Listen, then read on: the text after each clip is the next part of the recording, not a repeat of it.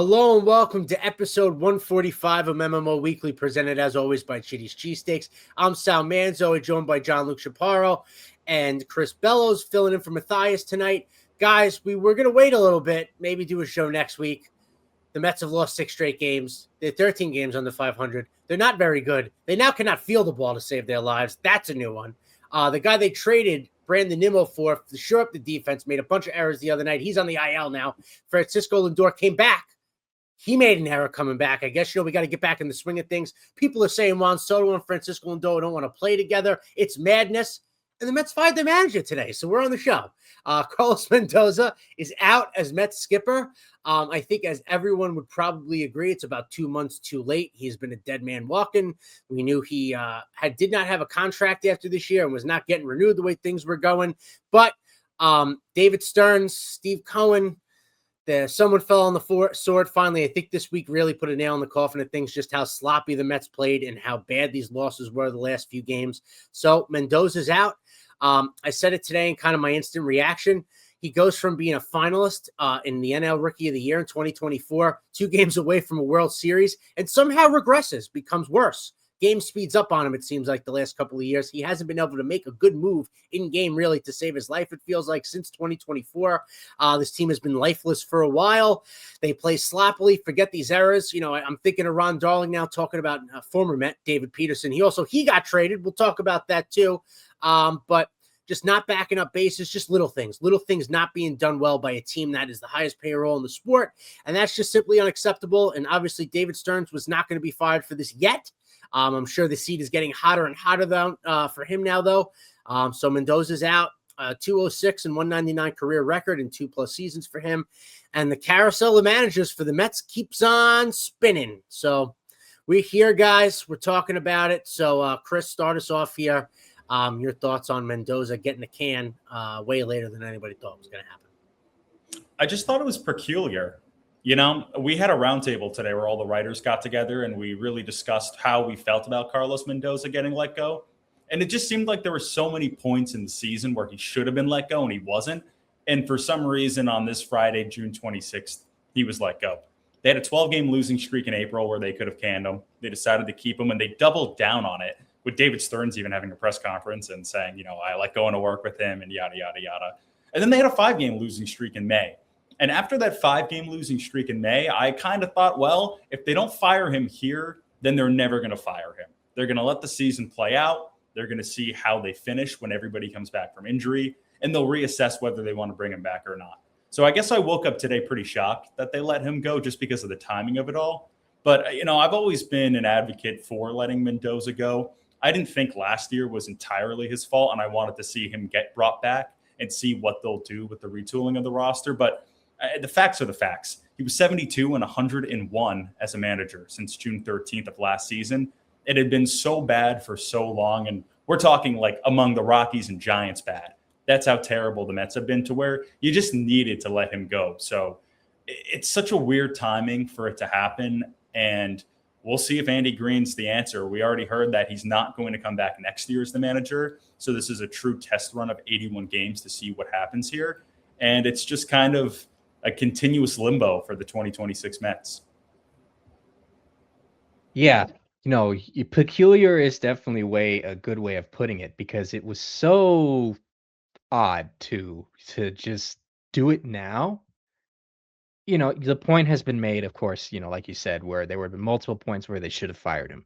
Truth be told, with the way that they kind of demolished the coaching staff from last season, they should have just done it right then and there. You come into this new season, you retool the roster, you retool the coaching staff, and you don't have a lame duck manager. And I think that kind of played a bit of a part in sort of how things weren't great. 2024, that was all done from the ground up, at least with the coaching staff perspective of it. Everyone was hired right then and there. They all came in together, and it really sort of had this sort of unity to it. And granted, they didn't start the season well, but it felt like that was more of just bad luck the way that they started the season. And then the bad luck turned into even more bad luck. And ultimately, we saw they ended up turning it around once the team really began to rally together. And Mendoza really did kind of capitalize on that and kind of took the lead after the players decided to take matters into their own hands. And you have to give him credit for that. He was able to keep the guys going and together, and the way the coaching staff was able to get those guys going was probably one of the more harmonious teams I've seen in Mets history. But then you began to really see, right after, June 13th of last year, where they just began to sort of not gel as much anymore. 2025 started out really well, as we know, and things were beginning to build up. Some player, Soto, for example, was really starting off slow, but obviously he was finding his way, of course. But then I guess just something had to happen where he just lost control of the ball club, because it kind of got to the point, you can tell, where instead of playing for everybody else, they were really playing for themselves, each individual player. And that's including Francisco Lindor. You can talk about how Mendoza and the management kind of, I guess what Tiki Barber put it, was emasculated him with the non-captain news. Nimmo and Soto and Alonso were all beginning to just play for themselves, and you can see there wasn't that unity. And Carlos Mendoza is partly responsible for not kind of bringing it together. Yeah, the roster construction hasn't been great, but the manager is supposed to have his guys prepared. One of the reasons why Buck Showalter is so revered for just his 2 seasons as a Met was because he stressed the details of what it is to play baseball, what to do when to field, what to do when to, do certain things at the plate in certain situations, cut off, backing up guys. Buck Showalter was on the money with that. But it kind of seemed like there was no emphasis on that. You have guys like Mark Vientos, who granted would hit a home run every so often, but was never really held accountable. Francisco Lindor would have a bad day, he doesn't sit. But then other players would. Other players would have good games and then they would sit. And that would kind of lose momentum. It would kind of really lose momentum in terms of the lineup construction and how they were going forward. So this year I thought, all right, well, if he's coming back, all right, let's see how much leash does he have. And lo and behold, I was a proponent of firing him after the 12-game losing streak. Philadelphia did it, and look at how their season turned around.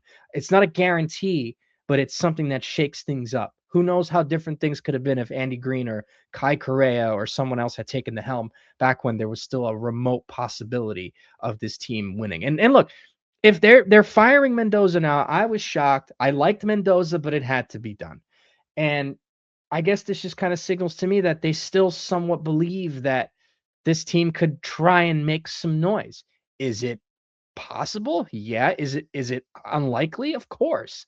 Just at the hole that they dug themselves in. I was surprised that he wasn't fired after the Philadelphia series, because they started that series off with such gusto, and we recorded an episode after that. And it looked like, and Steve Gelbs talked about it, and a lot of other people were saying that, they were coming off some decent games. Granted, some games weren't the best, but there was a little bit of momentum there.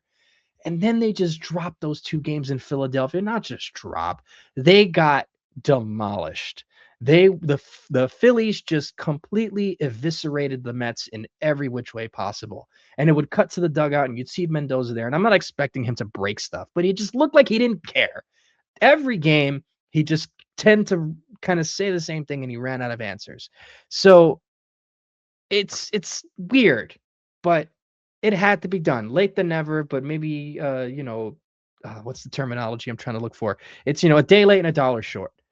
So I don't know. It's just all very peculiar, like Chris said. That word has been in my head all day.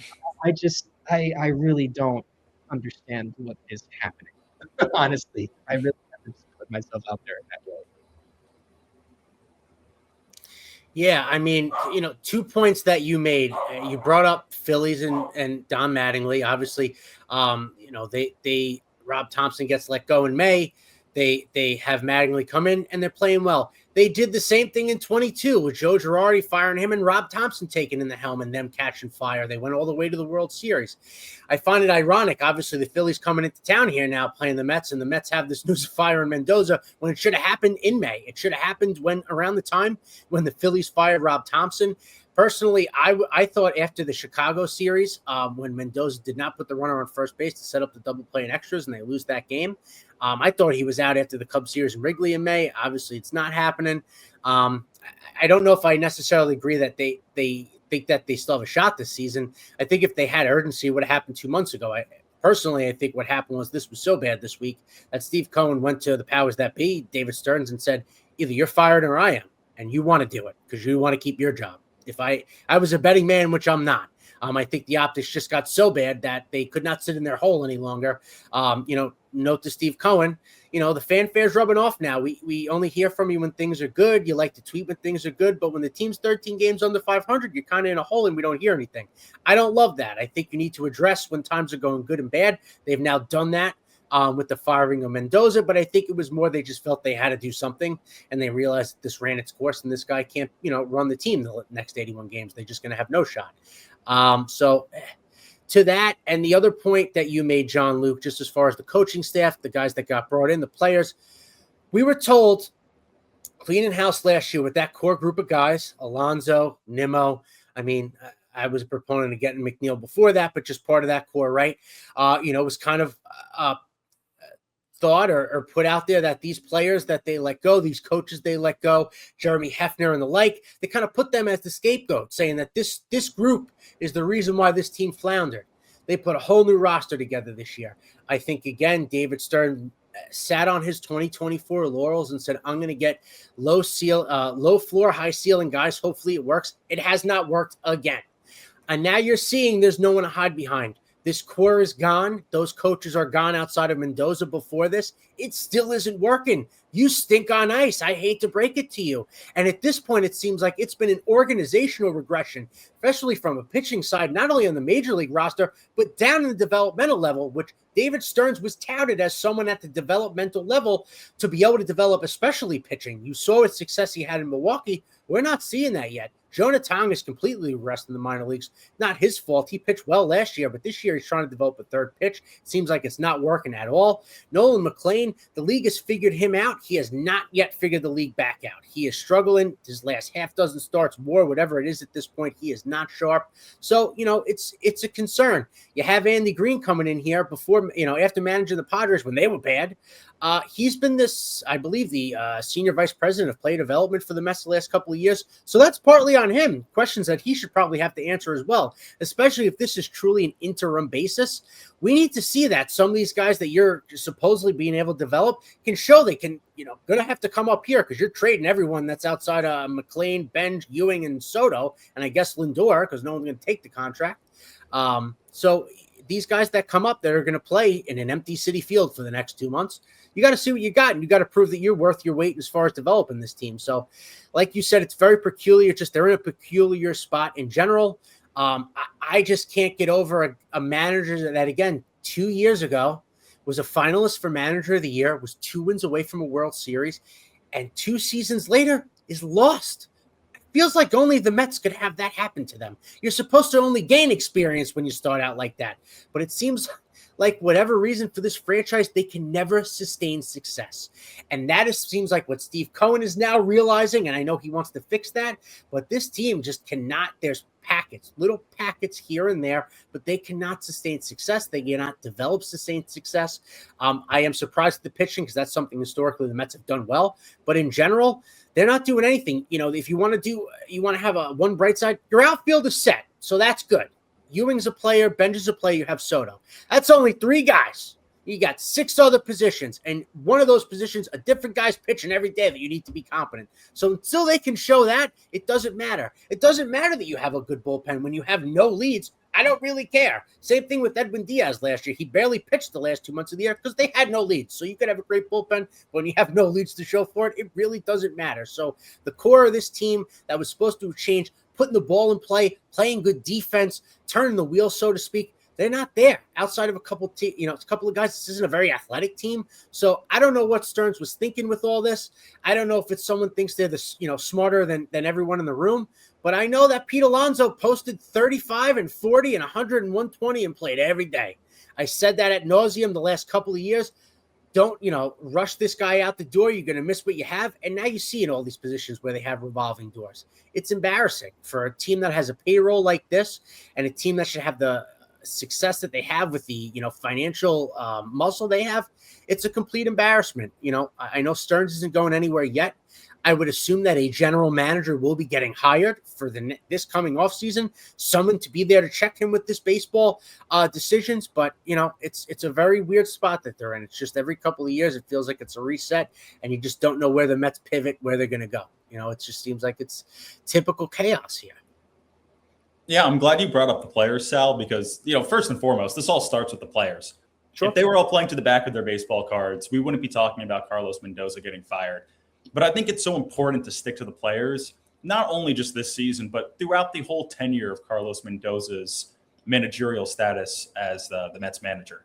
He comes in 2024, and they get off to that poor start, and they turn things around. But to me, obviously, I'm not in the room. It's JD Martinez having that player meeting. It's Jose Iglesias coming up and bringing the room together. We were getting reports from Jeff Passan about how all the players, there's this camaraderie around them. Like they're getting dinner every night and they're all making sure they're okay. And they're really, really tight knit and close. And to me, I never took anything away from Carlos Mendoza bringing the Mets to the NLCS, but I never really gave him all of the credit for bringing them to the NLCS. And you can even go back to decisions in 2024 where you were like, God, what are you doing? Why is Phil Maton pitching a fourth straight game? Like, what is going on here? So there were questions for me, even with Carlos Mendoza in 2024. And then that was kind of just like the linchpin moment where everything kind of stagnated. All of a sudden, Soto gets signed, and you're not hearing about those team dinners anymore. Mark Vientos, Brett Beatty, Ronnie Mauricio, David Peterson, all these guys who aren't drafted by David Stearns or developed by him stagnate. They don't take that next step forward. And to me, that's more what his tenure was about, was the Mets not taking that next step forward. And I go back to the beginning of the season when the Mets were 7-4. And when they really looked like one of the better teams in the National League this year, when everybody was healthy, you saw that identity. When they were giving Paul Skeens tough at-bats and putting up 5 earned runs on him in the first inning, you were like, oh, this is the team. They're going to be 1 through 9 really tough at-bats. And if you can get anything out of Beatty, anything out of Vientos, anything out of Alvarez, then this is going to be maybe – a 90-win team. I wasn't that excited about the team either. I think I might have been the only Mets writer to not have them at 90 wins.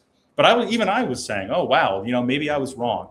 Maybe this team can kind of turn it around. But as you know, everybody got injured.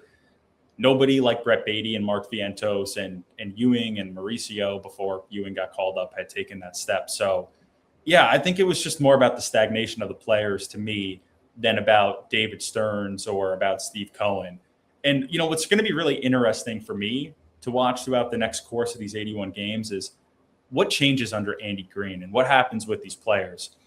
We all saw, Brett Beatty in right field. Now Brett Beatty at second base, Brett Beatty in left field. Mark Vientos at first some days. Sometimes he's DHing. If you go 1 through 9 tonight, it's pretty standard. Benj is playing right field. Bichette's DHing.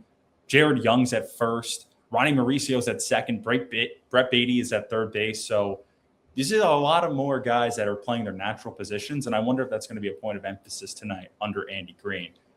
But just overall, I don't know if I'm ready to give up on David Stearns yet, just because I was a really big fan of what he did coming into this season. I know letting Pete Alonso go and Brandon Nimmo go wasn't the greatest of all things, but let's be honest, Nimmo's got 8 home runs right now and has been injured with the Texas Rangers this season. And I watch a lot of Orioles games for my other job. Pete Alonso is a huge, huge reason the Orioles are 6 games under 500 right now. He is not hitting in the clutch. A lot of his home runs are very similar to the 2024 season. And do not look at Orioles Twitter from April and May and search the name Pete Alonso, because they were not nice things said about the former Met. Yeah. You mentioned 2024. And look, I'm with you on that, Chris, and I'm one of the people that I was also very excited about David Stearns coming in, because for so long the Mets always seemed to kind of operate fly by night, in the sense that there was just like with the managers, there was always sort of a revolving door when it came to GMs. Within the span of a couple of years, you already had Jared Porter, Zach Scott, Billy Epler, and now David Stearns. You went through Brody Van Wagenen, you went through Omar Minaya, Jim Duquette. I mean, you name it. There was never a guy that could, kind of see things through, whether it was through the Wilpons or even through Cohen's early tenure. There was always this transition. And even though there were certain areas of the team that were always, really strong, like the scouting department for this team over the last maybe 10 or so years, maybe further, has been phenomenal. Come up with some really good talent that has come up through the pipeline. But, with Stearns, I think, and Sal, you said it, is that he needs a GM. You can make arguments similar to what's going on with the Rangers. Chris Drury not having a good time of it as a Ranger GM, forced out the president and the GM when he was the assistant GM. And now he's both president and GM, and the team has kind of faltered since he became the GM, so to speak, and he's made a bunch of questionable moves.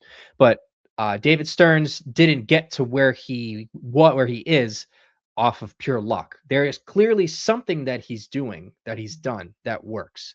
So I'm willing to give him a little bit more benefit of the doubt in the sense that they're actually trying to build a sustainable product here in New York. 2024, and I say this often, I love how the season went, but it was also kind of a curse because now with 2024 coming, with Steve Cohen, with the checkbook that he has, that he can throw money when he wants. And, they were really, after 2023, they were really trying to build this thing back up, with all the miscues that they had with getting Verlander and Scherzer and spending all the money that they did before.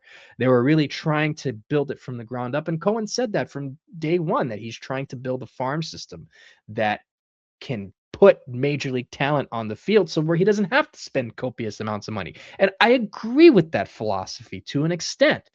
So when 2024 came around, no one expected the Mets to win, as everyone here watching this well knows, and you guys too, of course, you guys were there. But, what ended up happening was, is as good of a season as that was, it was also a curse because now the expectations are raised.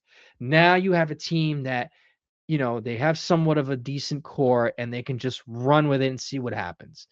And unfortunately, the way that they were trying to do it was not the way they should have done it, where there was a lot of holes in certain places. And then too, also, Stearns had a really big misstep in not getting players that were doing well here and keeping them as sort of like buffers. You mentioned Iglesias, even though his numbers really went down. Maybe a guy like a Harrison Bader would have done well on another one-year contract. They did bring back Jesse Winker, but again, everything just kind of seemed a bit off in terms of how they managed the players. And Stearns is definitely guilty of this. And also Mendoza is guilty of this as well. And you talk about the regression of the pitchers. I have no idea what ended up happening between the end of 2023 or the end of 2024, going into 25 in this year, where all of a sudden this pitching lab isn't working. The prospects that are here, you look at a guy like Weniger, who is, pitching okay, but he's not where he should be. Jonah Tong, another example. Zach Thornton, who's actually pitching tonight. It just kind of seems like they're missing in that regard as well. What happened between then and now that is causing this issue to where they can't get these guys where they need to be? And this goes on to the major league level too, because the players are not prepared, whether that's Mendoza or that comes from the top down on the information that they're given. Are they getting too much information from the top down? You look at 2021 as a perfect example. When they weren't hitting with runners in scoring position, they fired the when they were just like not clicking. They were getting too much information, and when they stopped that, they started hitting again. So it just kind of seems that there is a slight disconnect between Stearns and the front office, with not the Stearns and the players, and the manager too, if we're going to be frank. And you can see it, because I understand what he's trying to do. I was a big proponent of letting go Alonso, because basically what Chris said is true. Alonso, I think, is hitting about 202 with runners in scoring position. His strikeout rate has gone up. His batting average is way lower than it was last season with the Mets.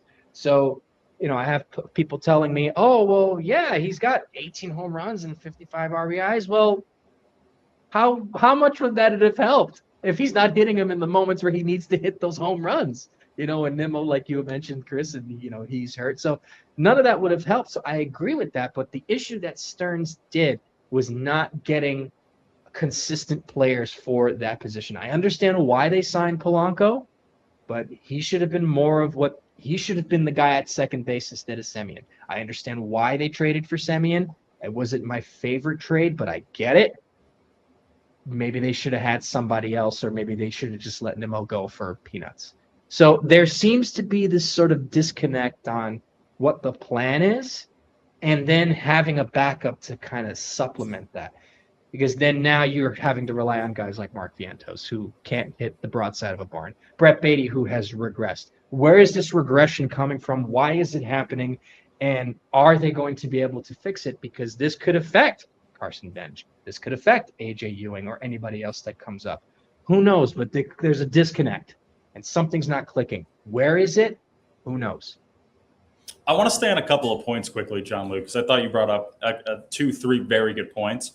One, from the players to the coaching staff. I mean, there were stretches in May where it was sometimes 18 batters were getting put down in a row. 12 batters would go down in a row, maybe a walk mixed in here and there. And that was always something that was so meaningful to me watching the coaching staff was, oh, there's no adjustments. There's no game plan. There isn't anything that is changing in game for the Mets to win. And that was my biggest problem with the coaching staff. And the reason I really want to emphasize this is because, to use the word Gary Cohen used, culpable. He was the least culpable guy. To me, to get in front of a camera, whether you're a beat writer, whether you're Steve Gelbs, whether you're the booth, I get it. You're there. He's a great communicator. I call my mom every day. That doesn't mean that I can manage the Mets. So, to say that he's not culpable, I think is so disingenuous to not only us who cover the game also as bloggers, but also to all the fans there. He is incredibly culpable. I mean, he had a coaching staff that was entirely fired because they had the greatest collapse in Mets history in 2025. And then he was canned against David Stearns' own will. He didn't want to can him. He didn't want to let him go. And all of a sudden we wake up on Friday and he's gone. So to say that he's not culpable, it's just, I don't know, that's irritated me the whole day. He was not a great manager. He might have been a great guy. He might have been a very, very pleasurable person to be around in the dugout and to talk with. But to say he's not culpable is crazy to me. And then on top of that, just with the players and the coaches and what David Stearns is doing, the Mets are in what I like to call the 2021 to 2023 Boston Red Sox range. They had a guy named Chaim Bloom, and he drafted all of these top prospect players, and they were right on the precipice of getting developed. And outside of his one playoff year where he signed and traded for a couple of guys and made the wild card series and ended up going to the division series and losing, or I think they actually lost in the ALCS that year to the Astros. They canned him a year too early. All these top prospects came up, and all of a sudden now, for the last 2 seasons, the Red Sox have been middling because Craig Breslow doesn't know what to do with the system Chaim Bloom has built. And I look at a guy like Carson Bench, I look at AJ Ewing, I look at all the bullpen arms coming up through their system in AAA, and I see these 2 drafts that David Stearns has put together, and you almost see what he's trying to do. The last thing I would want is for David Stearns to get canned. They bring some guy in, they trade away their next PCA, or Carson Bench starts to regress, and you're sitting here, and now it's another 5 years of losing baseball. So I just hope the Mets don't make the same mistake the Red Sox did. I hope they don't fire their Chaim Bloom, because look at what he's doing in St. Louis right now. Look at J.J. Weatherholt. Look at how he's completely changed Jordan Walker. Look at what he did before Chaim Bloom got there. Look at what he has done with the pitching staff that he's built. It's been just good enough to have them in a playoff race. So if I'm the Mets, and a lot of it honestly also stems from the beat writers today. I'm not going to name people because I don't think that's fair, but some of them did horrendous jobs today. Just absolutely abhorrent jobs talking to David Stearns today. And if you're going to push this narrative that he's a boy genius and he doesn't know what he's doing, then maybe you should put the pen down. Maybe you shouldn't write about the sport, because he had success in Milwaukee. He had success with the Houston Astros as an intern. And I guarantee you this, if you fire him in 2 years, you're going to see one real big boom of a year where you have all of these prospects come up and they're just going to flounder. So just tread lightly here with what you want for the Mets' future, because it could be a lot worse. Yeah, we'll see. I mean, I unfortunately, I agree with you as far as his track record. I don't think he's made any friends here so far. His track record currently in New York is not good. So I think the best buffer for that, you hire a general manager, somebody work with him, somebody to make those big decisions along with him, maybe another set of eyes as far as one with player development, that sort of thing. Maybe even Stearns can do what Sandy Alderson did kind of the last few years when he would handle more of the business side. It takes a little heat off him. You bring somebody in to run the baseball. You're not losing Stearns in any way. But maybe at this point, big picture, it might be best for him to be running more of the business side of the things for Mets. And you bring somebody in that he can kind of mentor a bit, but can run the more of the day-to-day baseball stuff. Just because as of right now, I can't say Stearns has had success here. It feels so far that, and again, I agree to your point. We'll see in a couple of years with the drafts he has and how things develop. Right now, currently, this batch has not progressed, has not developed. We've hit that, kind of ad nauseum right now. So it is interesting to see what in a couple of years the next kind of crop looks like that he brings up and develops. But he's on the hot seat as far as has to produce. He has to be able to either put his ego aside that he's not the smartest person in the room. I think that's the frustration fans are feeling right now, and I can't say I blame them. But I think and a lockout is thrown a whole nother wrench into this whole thing that I don't even want to talk about, because that can also set the Mets back a really, really long time. That has nothing to do with their players, so to speak, or the play on the field. But they're in an interesting spot. I think a big thing is going to be whoever the manager is. They're already looking at that now. I don't know anything about anything. If I was a betting man, though, I have a feeling that Carlos Beltran's going to be manning that dugout next year or whatever the hell they play baseball again after this year. I, to me, think he would be the clearest candidate. It's actually three guys that come to mind. I do think Beltran would be the best fit for right now. He's been with the organization. He's worked with David Stearns in that front office the last couple of years. He's been brought back into the fold, so he understands a bit what they're trying to do. I think it would help with players like Soto and Lindor, that gravitas as a player that he had. I think he has a good relationship with them. I think that could help. Another guy, I think, I don't know how great of an actual manager he would be in 162, but I think relationship-wise and baseball knowledge-wise, I think he would help the Mets. Albert Pujols. I know his names. He talked about interest. I don't know if he has the time yet. He's obviously managed the Dominican Winter Leagues. He was the manager of the Dominican team of the WBC, and they went pretty far. I imagine players would love playing for him as far as the gravitas that he has. I know that's just a name. And the third guy, I feel like I keep going with the WBC. I don't know if he has enough seasoning yet because he's not actually even on a major league roster as a bench coach. But man, Francisco Cervelli was a great manager for Team Italy. Maybe I'm a little biased because he's got the vowel at the end, but he's a Yankee. So if I'm saying that, I think maybe I see something. But he was a great manager in that tournament. The players loved playing for him. He seemed to have great coaches around him that he listened to. So I don't think that's going to happen. I think he needs a couple of years of on the bench as a pro coach on the bench, kind of learning the ways of a day-to-day manager. So I don't think the timeline's going to fit for that. But those are three guys that come to me immediately. I think that could maybe have some success here. I do think if it came down to anything, I think it's going to be Carlos Beltran. Could even maybe see him being the general manager. Who knows? But I think you're going to see Beltran in this fold, whether it's in the dugout or up there with Stearns or something like that. If that was to put like an early favorite to be, the next long-term manager of the Mets, not interim, whatever you want to put it. No, absolutely. I think the Albert Pujols news was interesting. It kind of just seemed like he reached out to a bunch of beat writers and was like, I'd like to do this job. And then all of a sudden people had sources. So Albert Pujols is definitely a name to watch. I like Carlos Beltran. I think that he got unfairly canned because of the whole Astros scandal when he wasn't even supposed to be named as somebody involved, but because he wasn't a player, obviously he didn't have the protection. I think it's going to be Kai Correa. I have this feeling that they didn't want to promote him because of the horrible season that they're having, and it was just going to start off on the wrong foot. We know that there were other jobs where maybe he could have been a manager and he decided to come to New York anyways. So I would not be shocked if the Mets had interviews and then they just promoted Kai Correa to the managerial position for next year.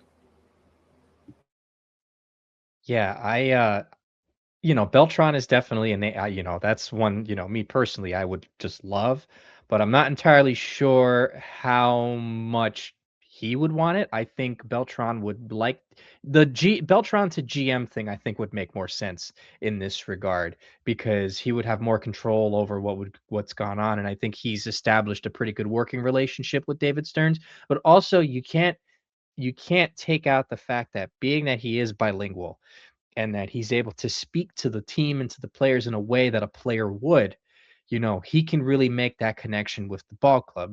David Stearns, is a smart guy, but he never played Major League Baseball.